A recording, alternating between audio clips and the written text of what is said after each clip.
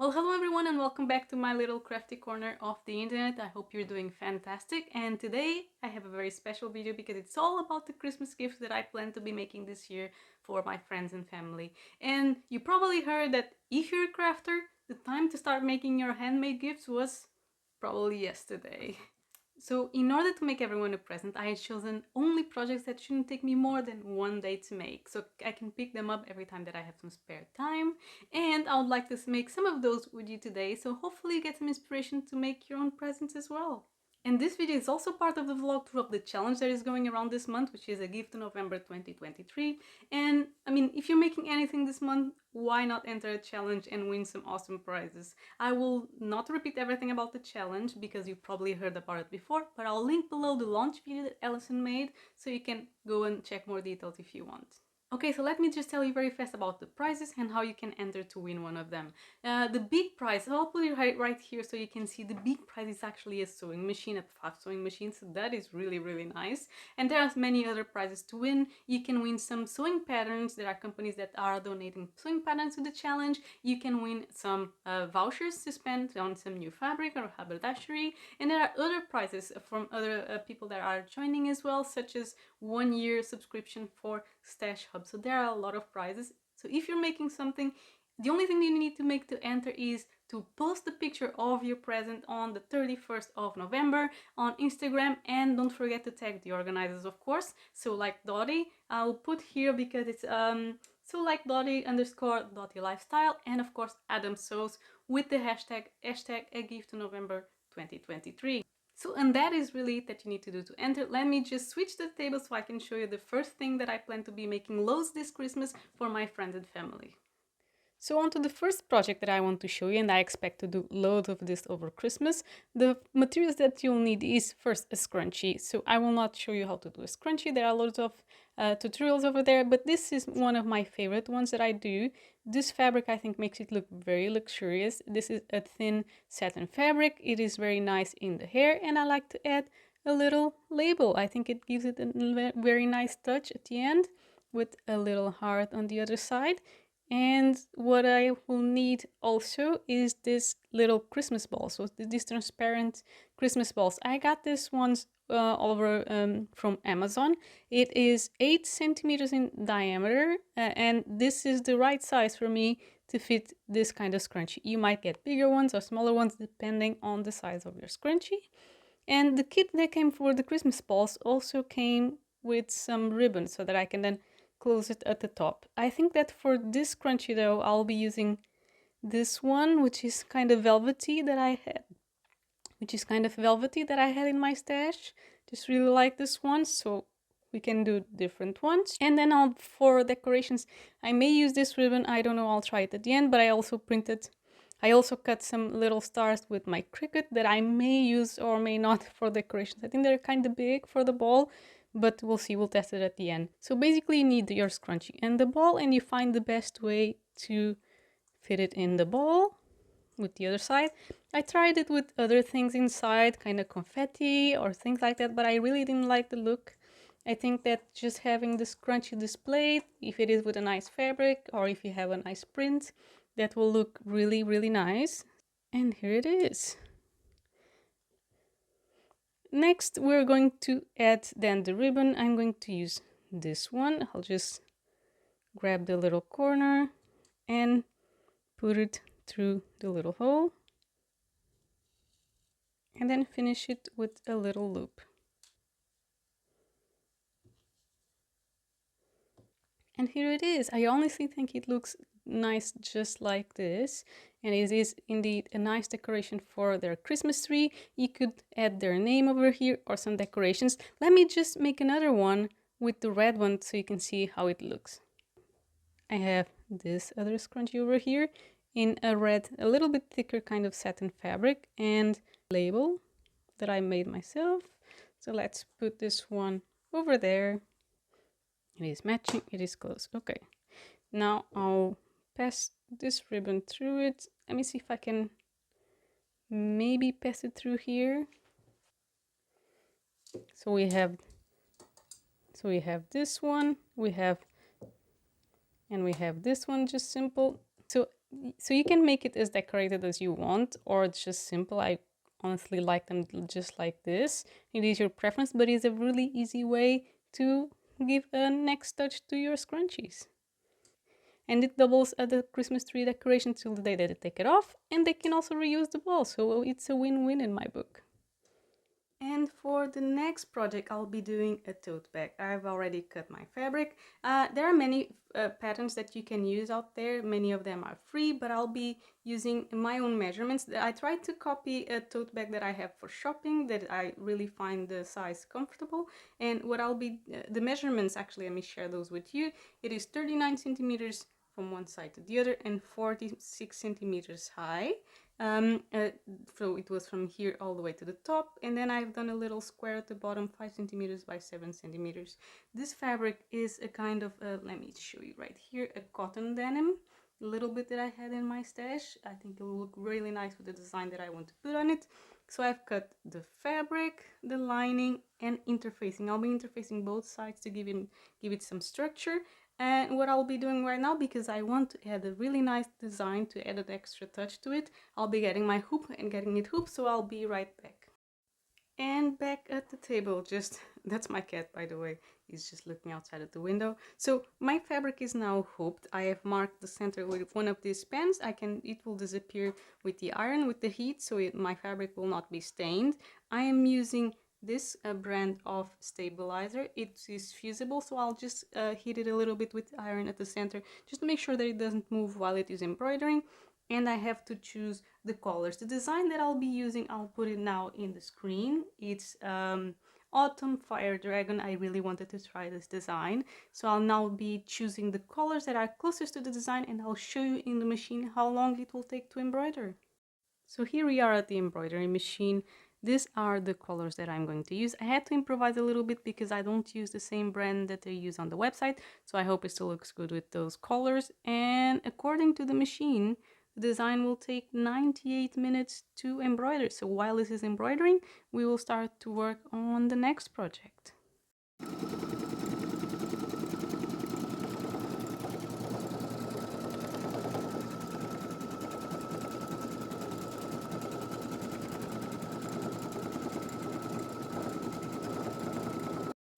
And so everyone, here is the dragon completely embroidered. Let me give you a close-up. I had to improvise a little bit in the colors because I don't use the same brand of thread that they use on the website, but I still think it looks quite nice. What I have done as well, I have applied interfacing already both to the main fabric and to the lining, and I have some cotton twill tape. I have cut two strips of 70 centimeters, and I will apply them like this, and they will be the handles for the back. So I will just baste the handles in place and sew the sides, and I'll be right back. And I am back. The thing that took the longest actually was to embroider the actual design. So the sides are now sewn and the handles are basted. I will now sew these two little corners, and we are almost there. I hope that I can show you correctly. So I have sewn the bottoms. They are now nice and square. I have repeated all of the steps for the lining. The difference is I left quite a big opening on the side so that I can turn everything around. What I'll now do is put the bag, make sure that I tuck in the straps as well very well on inside the lining. So I'll match them right sides together and sew at the top. And like this, you guys, the bag is complete. I have it hanging here so I can show you. I really like the design. The bottom, it is very spacious. I can feel a lot of stuff in there. I did it this size on purpose because it's a size that is comfortable for me to go shopping. So what I did while it was, right sides together, I have sewn it on the inside, turned it around, and then top stitch it. I hope that you can see that. And it's enough to hold it together. Then I still have to hand sew the opening in the lining that I used to turn everything around. I'll do that later. But I'm really happy with this design. Again, this is one that you can do in a day. Of course, you don't have to do embroidery.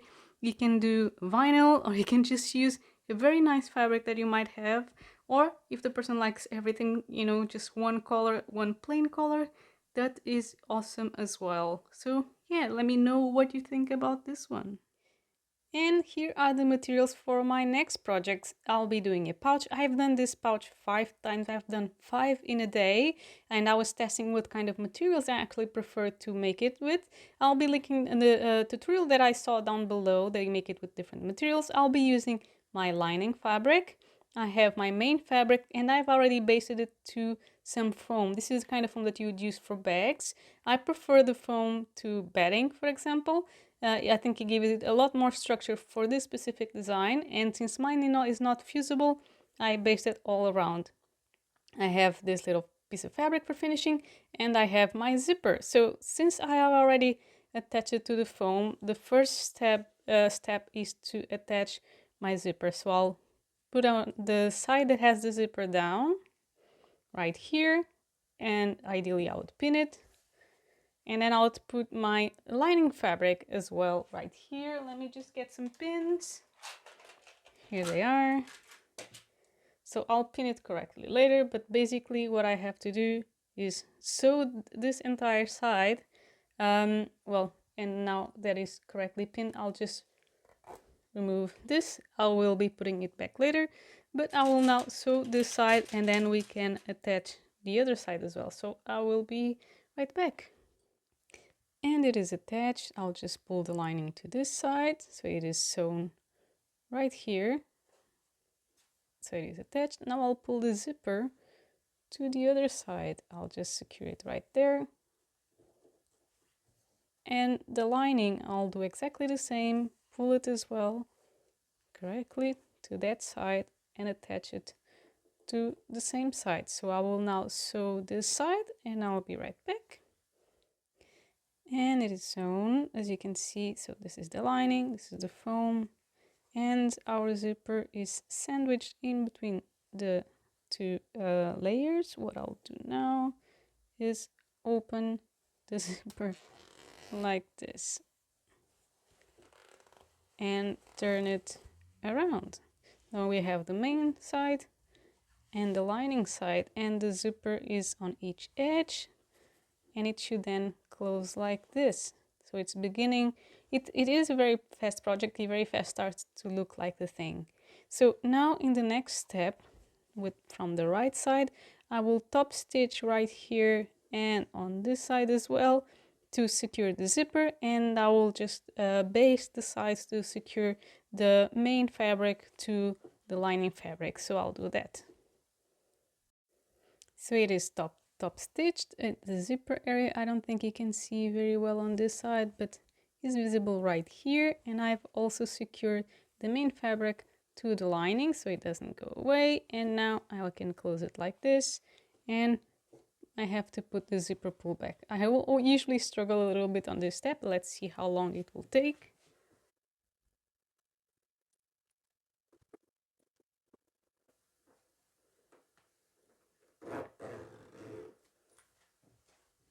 Oh, it took me a while.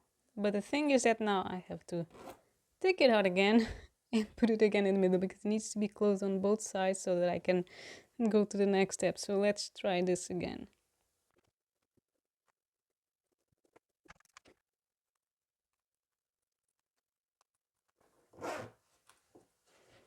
Finally, I did it. Honestly, this is the part that I struggled the most, putting the zipper tab in and out. So now I have to, let me get a pen. I need to mark the opposite corner to the zipper and the other 4. I just need to make sure that they are correctly divided. So I'll do this. And the same for the other side. Center it with the zipper.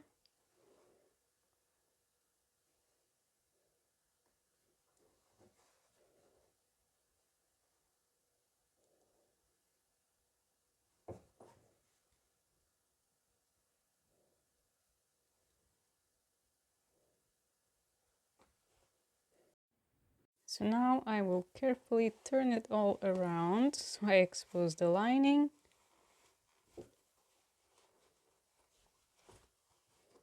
Here it is, the other way around. And now I can put the blue mark that I made with the zipper, pull this side to start making the box to the inside. That blue mark should meet the other blue mark. Now I secure it like this. And on this side as well, my blue mark like this.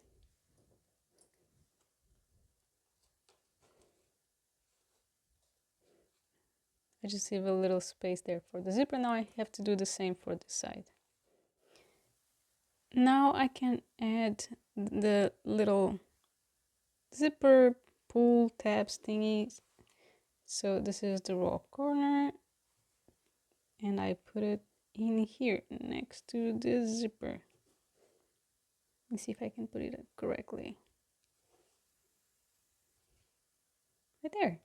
So I have another one. I just fold it and put it right here next to the zipper.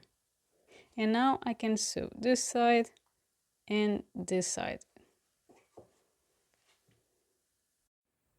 So it is sewn. This, since I'm using foam, becomes a little bit too bulky. So now I would finish these corners with bias binding, but I prefer to hand sew the bias binding in order to avoid more bulkiness going through my sewing machine. So I cut the excess. I'll hand sew the bias binding later. Let me now open it and turn it around. I should have left the zipper a little bit further back.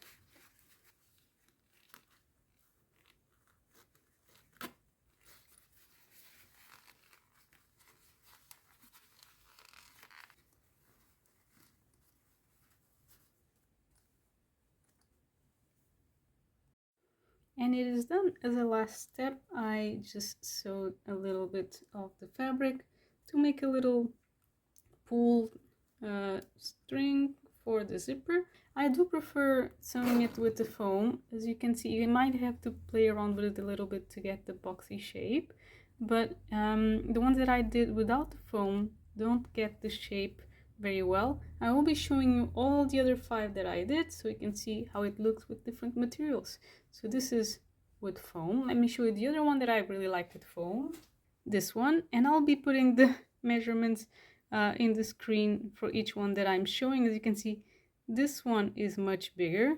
So this is how the zipper pull looks when it is secure in the machine. This one also still needs the bias binding that I need to sew by hand, but I had to test several ones with different materials. With foam, it does hold its shape a lot better in my opinion, and it looks really nice. It's a really nice one. This measurement allows you to keep, for example, one knitting project for socks, but this one is really, really small.